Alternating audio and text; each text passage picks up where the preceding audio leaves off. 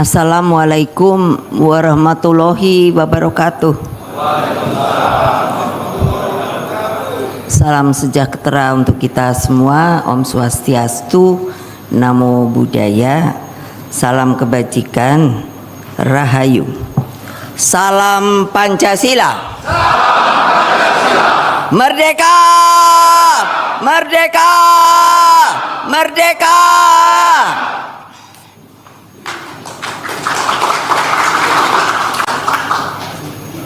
Alhamdulillah, puji syukur kehadirat Allah Subhanahu wa Ta'ala. Hari ini kita dapat mengumumkan pasangan bakal calon kepala daerah dan wakil kepala daerah gelombang kedua.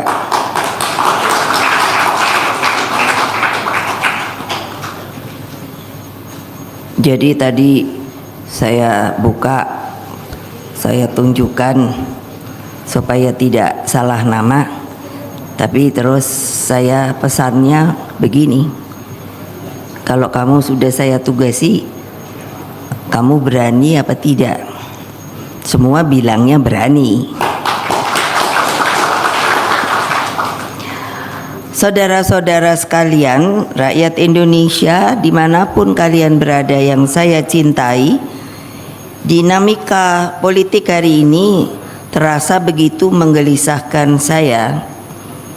Ideologi Pancasila dan Undang-Undang Dasar Negara Republik Indonesia seharusnya menjadi landasan terpenting di dalam rangka kehidupan berbangsa dan bernegara.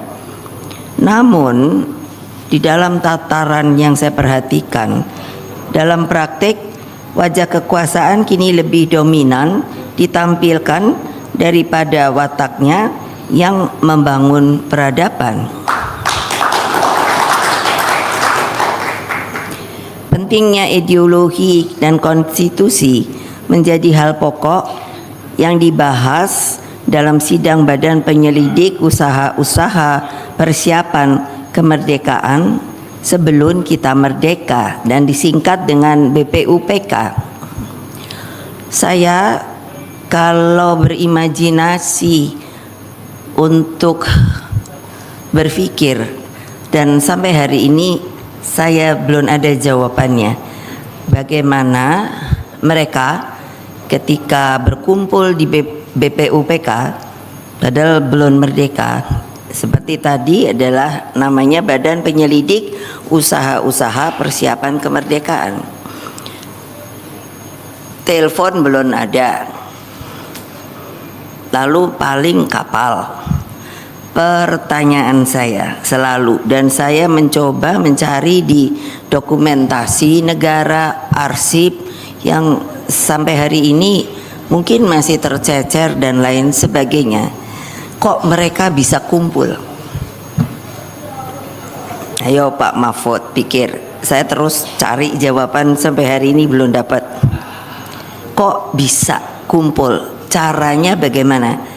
Masih dalam penjajahan loh. Mau apa? Pakai apa coba? Kalau ngomong, apakah dulu tetap saja ada intel? Apakah tidak diinteli? Sudah pasti. Jadi coba pikirkan. Ini betul-betul sebuah pertanyaan menurut saya yang otentik.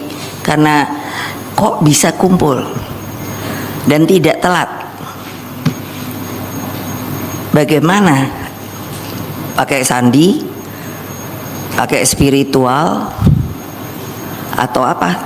Terus jalannya pakai apa? Pakai kapal. Tentu. Lalu kapalnya berapa hari? Lalu kapalnya ada berapa banyak? Jadi maksud saya men-trigger dengan semuanya harus berpikir suasana pada waktu itu. Kalau kesimpulan saya yang belum menjadi kesimpulan utama, karena apa? Ini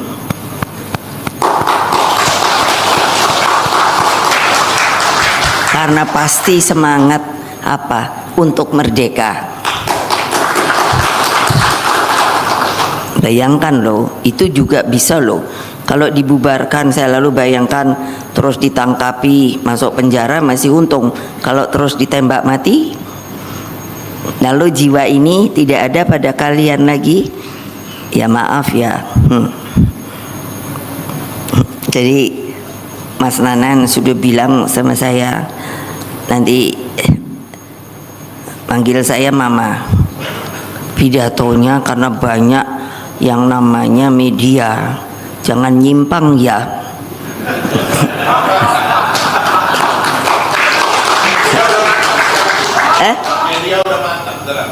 Iya Pak.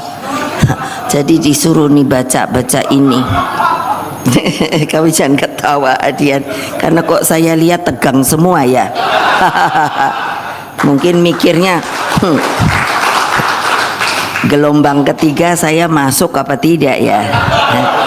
Karena tadi kan Pak Hasto bilang ada bagian yang emang kayak istimewa Jakarta,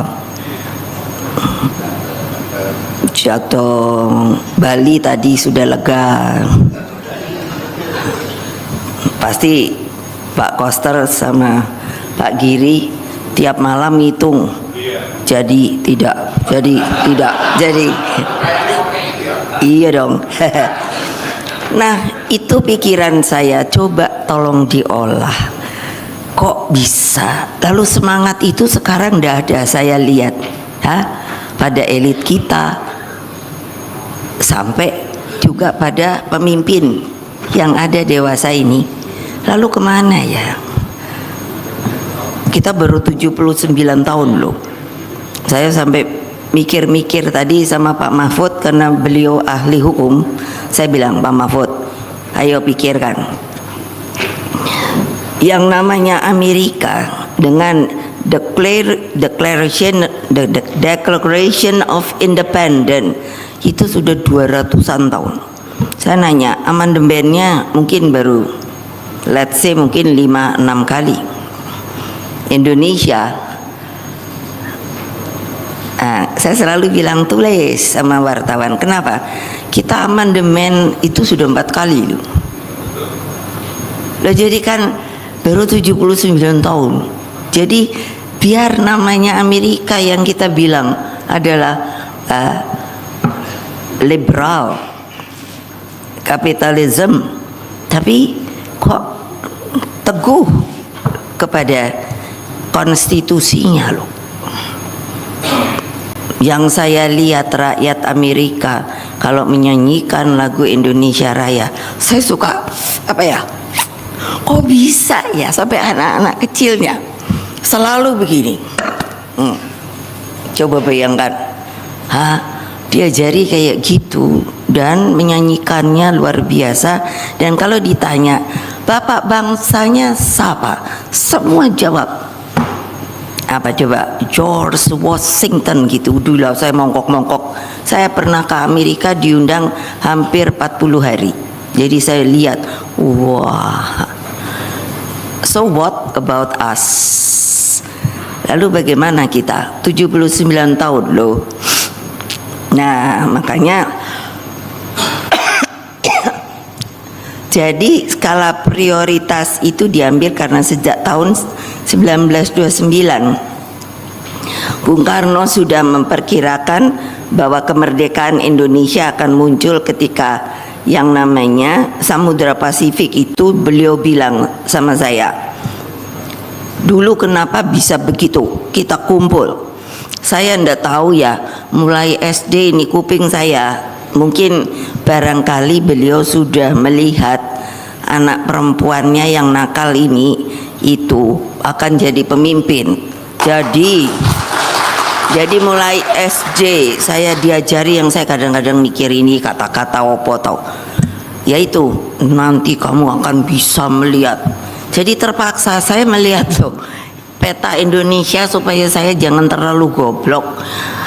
Mana saya tahu itu Pacific Ocean. Nanti kalau Samudra Pasifik itu berwarna merah membara, kan beliau senangnya gitu, maka disitulah yang namanya mata rantai yang namanya penjajahan itu akan putus. Mana saya tahu penjajahan apa, tapi itu terus. Maka ibu-ibu masukkan terus ke anak-anakmu kebangsaan itu. Saya lalu mulai SMP, yaitu saya bilang, saya lihat, oh di sanalah Pasifik itu membaranya karena apa? Karena perang toh, perang dunia kedua, gitu loh. Jadi kan saya langsung tahu, saya baca ensiklopedia.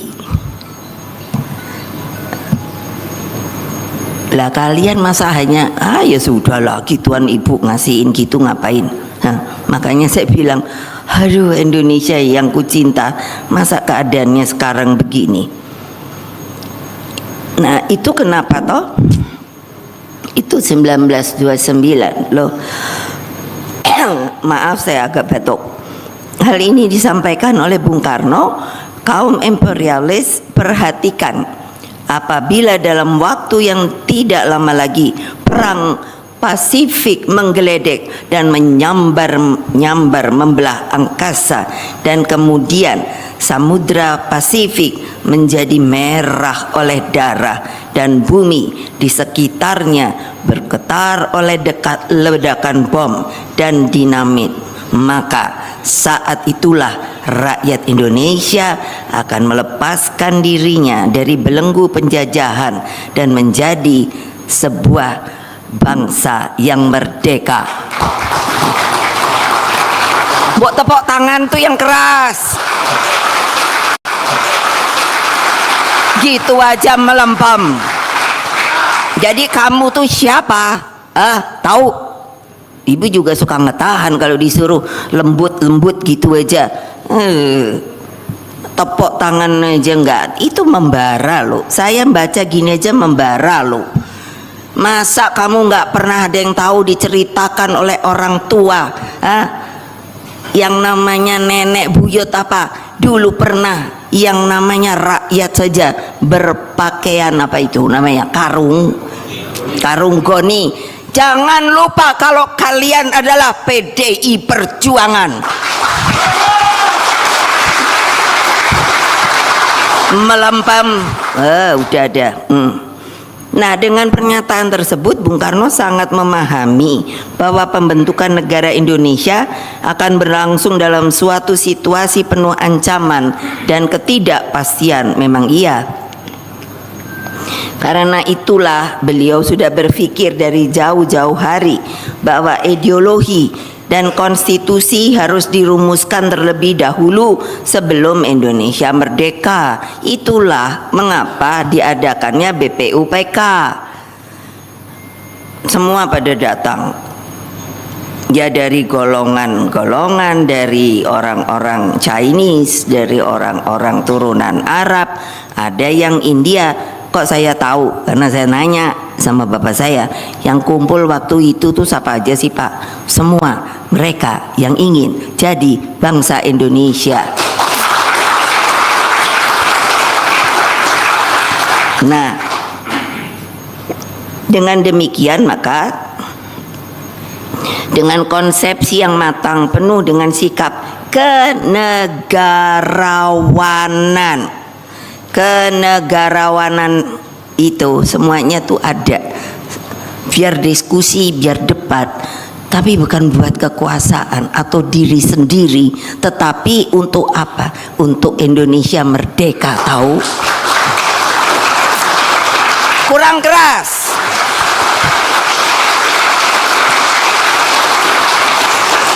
Tapi kamu jangan jadi pesuruh saya, mesti disuruh-suruh dengan semangat merdeka. Masa gitu aja nggak bisa melambam? Masa kamu nggak bisa hatimu tuh disuruh menggelegar? Tahu nggak? Itu terasa di sini, deret gitu kayak kena listrik. Masa hanya untuk tepuk tangan aja sudah tidak bisa dan harus disuruh.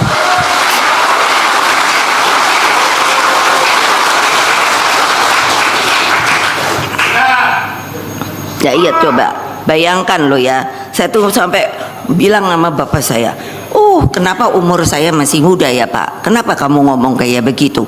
Wah, kalau ada waktu itu di situ keren deh saya.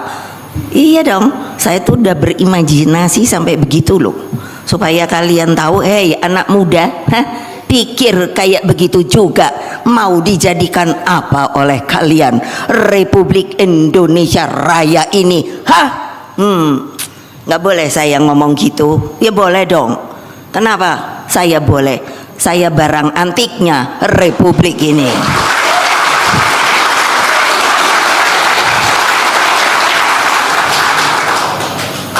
Nah, tentu saja bayangkan ya, saya bayangkan, wah diskusinya tuh kayaknya pastinya wah. Kalau saya tanya, loh saya kenal loh sama Pak Yamin, jadi jangan dipikir nggak kenal loh. Saya bilang, Om, kan orangnya tinggi gede, Om, kalau waktu itu ngamuk-ngamuknya kayak gimana? Kalau udah namanya yang namanya mau ngomong tuh sampai lupa bahasa Indonesia. Terus bahasa apa dong? Bahasa Belanda katanya. Iya, masa gitu? Lah kita kan dijajah Mega. Itu Profesor Yamin loh. Jangan dipikir saya nggak kenal banget. Gitu loh. Jadi ya saya tadi bilang saya ini barang antik loh. Jadi barang antik tuh apa? Ya loh. Jadi saya lebih tahu dari mereka-mereka yang sok tahu.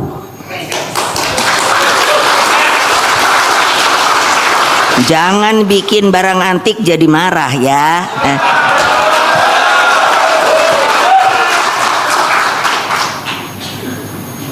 Dengan sikap tadi kenegarawanan. Iya. Sampai katanya ya marah-marah ya biar aja. Tapi di sininya tuh membara, tahu nggak? Saya bisa rasakan karena dikeliling saya dari kecil loh. Jadi kalau ibu saya bilang kamu tuh lucu loh jadi mainan. Kalau lagi apa namanya rapat gitu kayak ratas gitu lucu. Jadi saya tuh digendong dari Bung Karno ke Pak Hatta, dari Pak Hatta. Oh gitu ya Bu. Oh iya, bayangkan. Jadi saya kayak boneka dong, saya bilang. Iya, mereka juga lucunya apa? Kenapa ibu saya bisa bercerita? Karena pada waktu itu ibu saya sebagai First Lady boleh dengerin rapat oleh Bung Karno. Jadi dia bisa bercerita. Itu loh.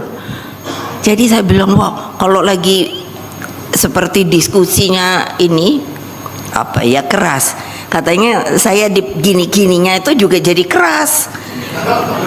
Jadi saya bilang, aduh, jadi mainan dong saya di antara pendiri bangsa ini.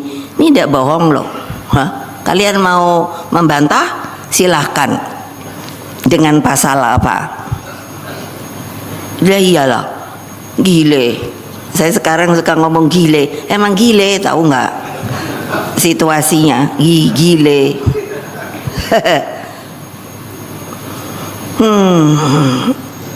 Nah makanya akhirnya Undang-Undang Dasar 45 disahkan hanya dalam waktu 1 hari setelah proklamasi kemerdekaan melalui sidang Panitia Persiapan Kemerdekaan Indonesia PPKI.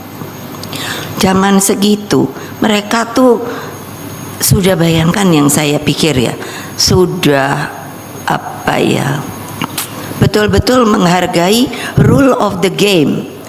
Jadi bayangkan itu bisa terjadi. Coba kalau enggak, coba kayak apa? Enggak loh. Nah kita mestinya kan ikut seperti ini yang saya mau bacakan, bahwa rule of the game of the Republic of Indonesia ini harus dijalankan.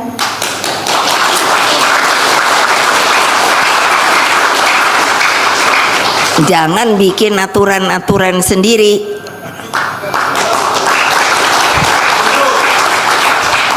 Betul apa tidak? Sip. Begitu luar biasa perjuangan para pendiri bangsa, maka Pancasila, Proklamasi Kemerdekaan Indonesia, dan Konstitusi Negara adalah suatu ekstraksi, kristalisasi pemikiran yang begitu itu sempurna, tidak ada yang membantah, tidak ada yang jalan belakang, tidak ada yang pat-pat gulipat, tidak ada yang maunya hanya TSM.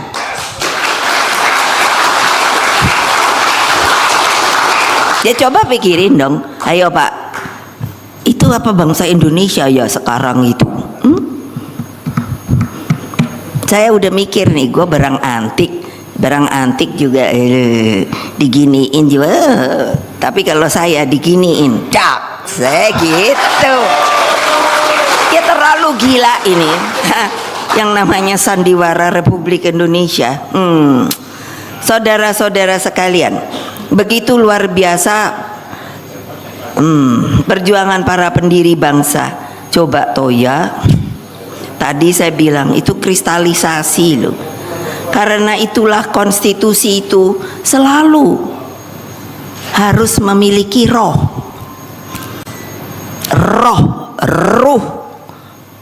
Apa artinya? Tidak boleh diganggu gugat oleh seorang manusia Indonesia. Karena itu bikinan para pendiri Republik Indonesia, saudara-saudara yang saya cintai. Apa?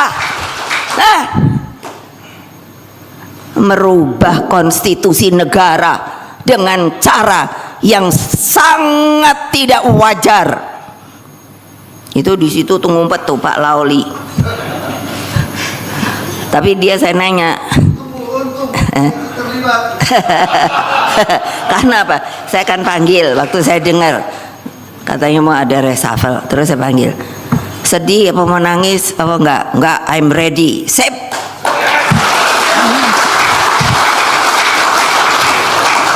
Lagi itu aja loh, ya Allah ya Tuhanku, hai maaf dah. Karena apa? Sebab di dalamnya terkandung seluruh cita-cita, kehendak dan tekad Indonesia merdeka loh. Terus sekarang kan saya ngomong kemarin yang urusan mau ketemu polisi aja dibuli-buli, katanya mengintimidasi. Nyek lo, orang ngomongnya juga banyak orang. Kalau intimidasi kan jalan belakang itu, nggak ada jawaban sampai hari ini. Ai gawat. Begitu pentingnya konstitusi negara, maka presiden dan wakil presiden wajib mengambil sumpah. Ingat loh, ini sumpah. Saya ya pernah disumpah, cobain. Bukannya janji jabatan. Jadi kemana pakai Quran segala apalah, pokoknya ditaruh. Wow. Nah, itu berarti kan ke sono toh. Kok apa bunyinya? Memegang teguh undang-undang dasar dan menjalankan undang-undang dan peraturan dengan seluruh-seluruhnya serta berbakti kepada nusa dan bangsa. Itu makanya saya nanya, sebenarnya kami ini warga negara Indonesia apa bukan toh? Lah ya dong. Lah kalau warga negara Indonesia kok tidak disamakan oleh pemimpin bangsa? Coba pikir. Kan lah saya yang namanya ngelihat Pak Hasto disuruh urusan apa lagi kemarin kan udah datang, saya nanya dicarinya apa lagi toh, kayaknya nggak ada lagi. Mudah-mudahan dah, gue bilang. Emangnya tinggal berapa hari sih ya? Iyalah, masih mau ini. Enak nggak sih kamu yang namanya ini di apa sih, di target melulu gitu loh. Kayaknya aduh loh, kita ini gerombolan opo gitu. Makanya lama-lama kan saya ini manis loh orangnya. Nggak suka marah loh benernya, tapi kan ngelihat le kalau gini anak-anak saya kok diginiin ya. Makanya saya bolak-balik nanya, kita ini warga negara yang terhormat apa tidak toh? Lah kamu kok terus jadi takut, bingung juga saya. Tadi saya bilang sama Pak, Pak saya kan ngerti undang-undang tapi nggak ngerti pasal Pak, udah lupa. Tolong Bapak lah yang baca-bacain pasal itu masih ada apa enggak ya? Kok kayaknya sekarang ini ada peraturan yang tanpa pasal. Oh ya betul dong.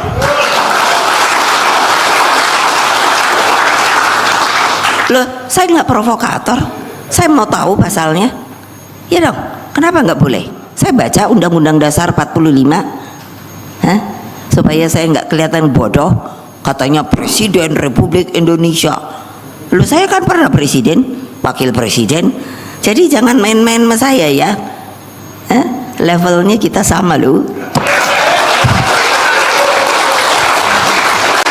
Iyalah. Ya enak aja. Terus nggak boleh mantan loh. Nah, orang luar negeri aja Her Excellency. Wow, aku suka kaget sendiri kalau saya ke luar negeri gitu. Lah sampai ketika ketemu paus sama imam besar Masjid Al-Azhar, saya udah minta sama protokolnya, please jangan pakai nama saya karena boleh-boleh Madam Excellency President. Aku pikir please panggil saja Mega. Tolong kasih tahu sama Holy Father, sama itu panggil aja Mega. No, you are. Itu protokolnya bilang, you are. Hah? Kamu adalah presiden. Hah? Kami harus menghormati. Thank you very much. Thank you very much. Gitu loh. Jadi saya ini tahu aturan gitu loh. Jadi jangan deh terus segala macam kayak aturan. Saya suka marah loh sama protokoler karena saya anak presiden. Anak presiden beneran. Saya suka ngomongnya gitu. Kenapa coba? Karena kami Bung Karno itu kan punya anak itu udah mulai tua. Jadi kita ini semua lahirnya di istana, enggak di rumah sakit. Bukannya sombong, enggak, itu fakta. Nah, tanya aja dah, kalau setelah itu anaknya kan semua udah pada gede gitu loh. Jadi itu kelebihan saya. Jadi saya tahu banget suasana istana, gitu loh. Jadi jangan terus saya mau aduh saya nih kesabarannya kali udah sampai ke sono deh. Saya bilang sama yang di atas, ya Allah, ya Tuhanku, ampuni saya. Tolong kasih kesabaran yang luar biasa. Tolong jangan aku marah-marah karena saya kedudukannya sebenarnya sama, tetapi sekarang saya sedang dibuat untuk tidak sama. Lebih baik saya berontakkah atau saya diam saja?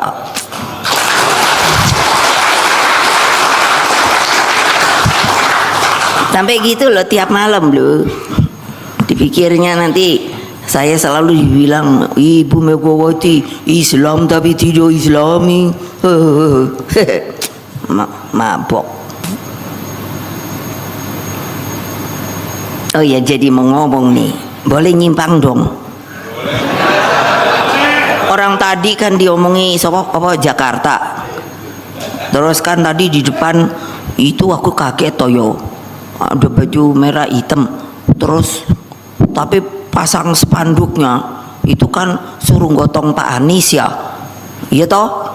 Siapa yang nggak lihat? Aku aja lihat kok. Itu katanya sopo, saya tanya mana dia si Komar. Itu Satgas apa ya? Kok namanya Satgas hitam ya? Terus katanya Pak Komar, oh Satgasnya itu memang ini apa mau dukung Pak Anies itu Bu. Oh gitu. Aku bilang enak aja ya. Ngapain gue suruh dukung Pak Anies? Dia bener nih kalau mau sama PDI. Kalau mau PDI jangan kayak gitu dong ya.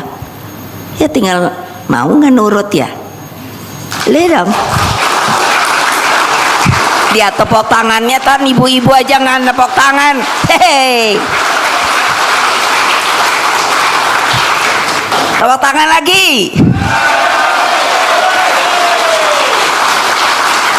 Loh, saya tuh suka jadi garuk-garuk kepala loh. Enak amat ya. Sekarang kita dicari dukungannya, Yop. Bingung saya lu. Lalu kamu kemana ya kemarin sore ya? Oh iyalah. Ayo. Mbok jangan gitu dong. Coba ya, udah sumpah tuh kayak gitu. Nah ini lagi sumpah yang diucapkan kepada Allah Subhanahu wa Ta'ala juga disertai dengan masih janji presiden dan wakil presiden kepada seluruh rakyat bangsa dan negara Indonesia. Saking saya nggak mau salah, buka pasalnya itu pasal berapa? Pasal 9 ayat 1 dari mana? Undang-Undang Dasar Negara Republik Indonesia tahun 45. Baca ntar kalau salah. Jadi amanat konstitusi ini sangat jelas dan tegas. Jangan coba-coba untuk merubahnya, kecuali di manakah boleh terjadi amandemen. Nah, enak aja. Ini republik apa? Ada nih, sebentar lagi pasti ada yang mau jawab. Nggak apa-apa, sini pakai kamu pasal apa? Kalau benar ada pasalnya. Orang saya ini lihat kejadian tadi aja dari pagi segala ini, saya sampai nanya, itu Pak Mahfud, itu pasal apa yang dipakai ya? Beliau hanya ketawa aja. Tuh, berarti kali nggak ada pasalnya loh. Tanya sama beliau. Demikian halnya terhadap, ini saya suruh cari pasal 24C ayat 1. Mahkamah Konstitusi berwenang mengadili pada tingkat pertama dan terakhir yang putusannya bersifat final.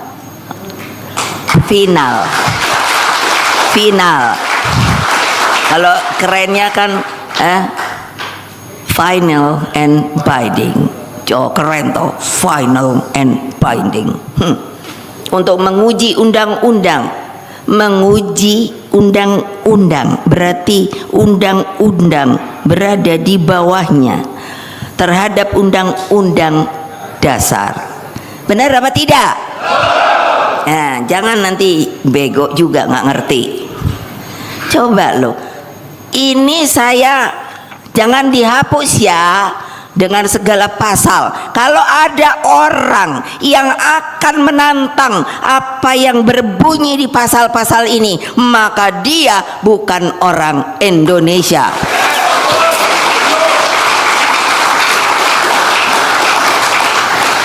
Saya nggak mau salah aturan, ini bener loh. Hehehe, gila.